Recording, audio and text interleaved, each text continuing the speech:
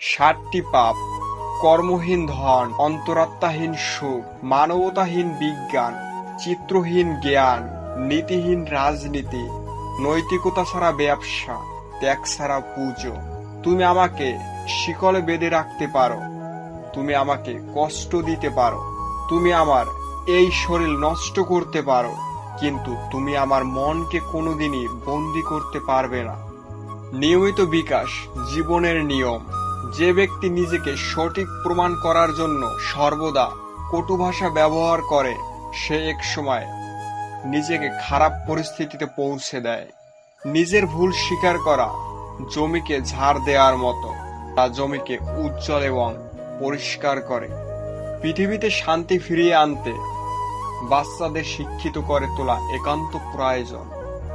আপনার ভবিষ্যৎ আপনি আজ যা করবেন তার উপর নির্ভর করে। আপনি তখনই সুখী হবেন যখন আপনার চিন্তা, কথা এবং কর্ম সামঞ্জস্যতা পূর্ণ হবে। গৌরব লক্ষ্য পূরণের প্রচেষ্টার মধ্যে নিহত থাকে, লক্ষ্য অর্জনে নয়।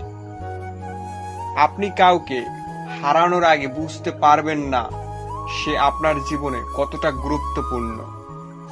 দৃঢ় প্রতিজ্ঞা করুন, কারণ আপনার প্রতিজ্ঞা একসময় আপনার আচরণে পরিণত হয়। দরিদ্র হিংসার সবচেয়ে ভয়ঙ্কর রূপ। আপনি নিজে সেই পরিবর্তন হন যা আপনি সারা বিশ্বে সবার মধ্যে দেখতে চান। একজন মানুষের চরিত্র এবং জীবন কতটা সুন্দর হবে তা নির্ভর করে তার মন মানসিকতার উপরে। তাই কখনো মানুষকে যদি ভিতর থেকে চিনতে চান, তাহলে তার মন মানসিকতা কেমন তা জানার চেষ্টা করুন। আমি যেমন ঠিক সেভাবেই নিজেকে মেলে ধরাটাই আমার স্বাধীনতা। নিজের দ্বারা সম্ভব এমন কাজ অন্যকে দিয়ে করাবেন না। ভুল করার স্বাধীনতা না থাকলে সেই স্বাধীনতা মূল্যহীন।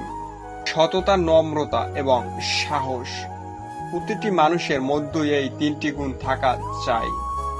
ক্রোধ এবং অসহিষ্ণুতা হলো সঠিক বোধগম্যের শত্রু। পাপকে ঘৃণা করো, পাপীকে নয়। সর্বদা নিজস্ব চিন্তাধারা বিচারককে পবিত্র রাখুন এবং সেইভাবে লক্ষ্য স্থির করুন, সবকিছু ঠিক হয়ে যাবে। সামান্য অভ্যাস অধিক উপদেশের থেকে ভালো। চোখের বদলে চোখ, দাঁতের বদলে দাঁত, এই নীতি অনুসরণ করলে পৃথিবীর সব মানুষই দন্তহীন ও অন্ধ হয়ে যাবে। শক্তি শারীরিক ক্ষমতা থেকে আসে না, এটা অদম্য ইচ্ছা শক্তি থেকে উৎপন্ন হয়। নিজেকে জানার সর্বশ্রেষ্ঠ পথ হলো নিজেকে অন্যের সেবায় নিয়োজিত করা।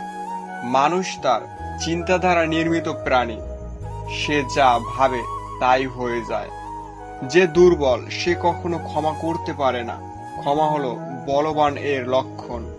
প্রথমে তারা তোমাকে নিয়ে উপেক্ষা করবে, তারপর তারা তোমাকে নিয়ে ঠাট্টা করবে, তারপর তারা তোমার সাথে লড়াই করবে, তারপর তুমি বিজয়ী হবে।